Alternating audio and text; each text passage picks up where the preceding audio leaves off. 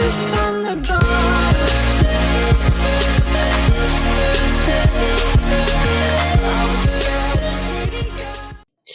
Yo guys, what is going on? Welcome back to my channel. I know I haven't been uploading a lot lately and I apologise for that, but I'm back with this video today and it was transfer deadline day yesterday, and to be fair, I'll be honest, and probably a lot of people will agree with me, it's probably been one of the most boring transfer windows going for big clubs.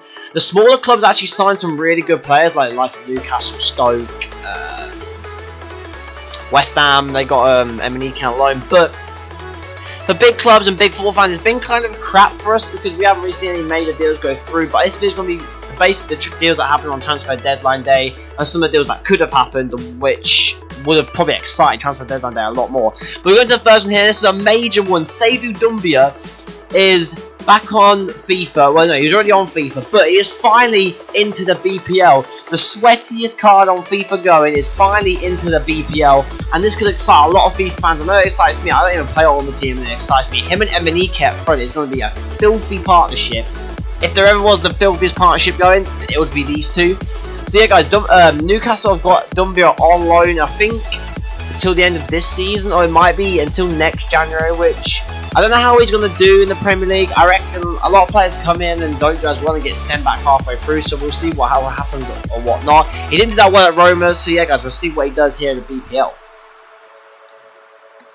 Up next, guys, is the one I was literally just talking about. Emmenike is signed for West Ham on loan. This is a massive sign for West Ham because they're already doing really well this season with their attack force, like Payet, Lanzini, and if Emmenike can actually perform for them, I really think they could be a deadly threat for top 4. They could really push for top 4 for striker like Emmenike. But like I said, it's like the same with Doumbia. Can he perform in the BPL? Yeah, he's the sweatiest guy on FIFA going, most likely, but can he perform that form into real life and actually play well in the BPL? I guess we're going to find out now with these two here on loan in the Barclays Premier League. It's going to be a mad second half of the season. But I do think West Ham have got a good sign at Emmenike. I mean, look at his face in this photo. He just looks scary in general. So yeah, guys, it'd be interesting to see how these two actually fare up in the Premier League, but I reckon they actually might do pretty well. So yeah, guys, we'll have to look to see how that goes. Alright, guys, up next is Mbulu, the man from Porto. He signed for Stoke for £18.3 million, and Stoke already got a really solid team this year, and with Mbulu into the squad, I really do think they can really push Europa League spot due to the fact that their weakest position probably is their midfield. And Mbulu, I haven't really heard of before, but I've watched some clips online. Apparently he's meant to be a really good up-and-coming talent, and he didn't really fit in at Porto, I don't think, so they've kind of made, I think, like around £3 million profit they actually made on them. But Porto are known for producing really good players, so I do think he's going to be a cracking player for Stoke once he settles into the Premier League. I think he might need a bit of time to settle in, but yeah, guys, I do think he'll be a pretty good sign for Stoke City. Up next, guys, is, I don't know how you pronounce his name, is it Niasse? Or Niasse? He's signed from Spartak Moscow, I think, to Everton for £13.5 million. He is a striker, so for that money, I'm expecting him to be kind of good. So him and Lukaku up front could be an absolute insane partnership for Everton. Does this mean though that the likes of maybe Morales, who's played striker occasionally with Lukaku this season, and Kone is going to push more out to the left now for Everton? I'm a Liverpool fan, so I'm kind of worried about his side because if they're paying this money for him, Everton are not stupid, so I do think he is going to be quite a good player. Especially him and Lukaku. The way Lukaku is scoring in it, them two could make a proper fierce partnership in general. So yeah, guys, this could be a good signing for the BPL. It'd be an interesting one to see because we don't have really a lot of his nationality players in the BPL, so it's going to be pretty interesting to see how he does and see how he performs for Everton. Okay, guys, this is probably one of the weirdest transfers of the transfer window. It's Steven Fletcher for Sunderland. He somehow managed to grab a loan move to Marseille.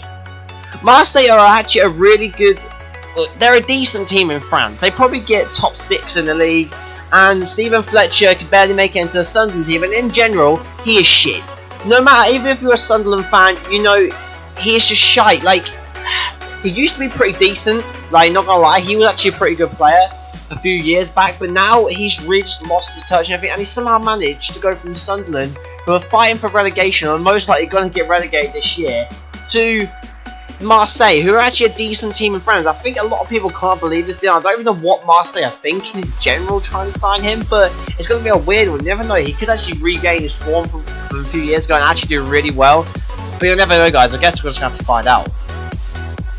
Okay guys, to finish off this video, it's going to be transfers that could have happened on transfer deadline day that I really think would have spiced up the transfer window. I mean, it was pretty boring overall, but Loic Remy, they did actually agree terms with Remy and with clubs. For some reason, the move was called off. I don't actually know why.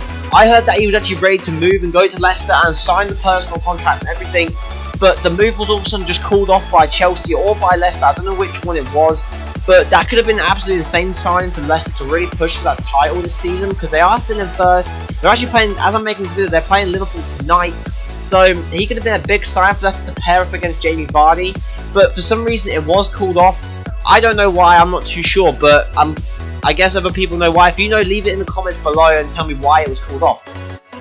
But another striker in the BPL that could have moved from BPL club to BPL club is Seydou Berahino. Apparently, Newcastle bidded 24 million for him on deadline day, but West Brom rejected it. In my opinion, that's stupid, because I don't think West Brom are going to get that much for Berahino as much as they want.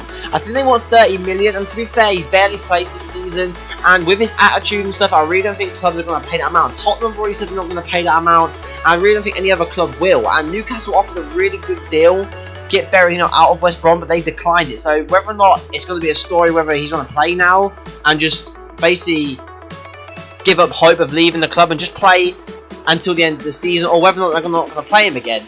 But this last one, guys, is going to be Alex Teixeira, who, being a Liverpool fan, I really want this deal to happen. But Shakhtar basically screwed us over constantly. We offered a certain amount, they upped what they wanted for him. We offered a higher amount, they upped it again. And initially, it kept going on, and they wanted 50 million for him.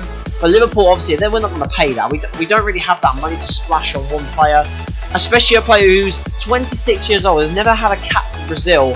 So why are we going to pay that money when we can easily buy probably a better and a more capped and more, let's say, experienced player for the club?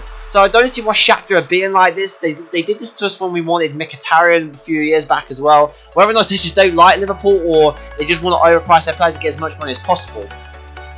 But yeah, guys, thanks for watching. If you enjoyed this video, I know I haven't uploaded in a while. I've been pretty shit doing that lately, I know. But there is a career mode coming either tomorrow or Thursday, because I've edited it and it's just ready to be uploaded to YouTube. I've been a bit busy lately with stuff, just general life. So yeah, guys, if you're new around here, please like and subscribe. I greatly appreciate it. And if you agree or disagree with anything down below, please comment and I'll read them all and I'll get back to you all. So I'll speak to you guys in a bit.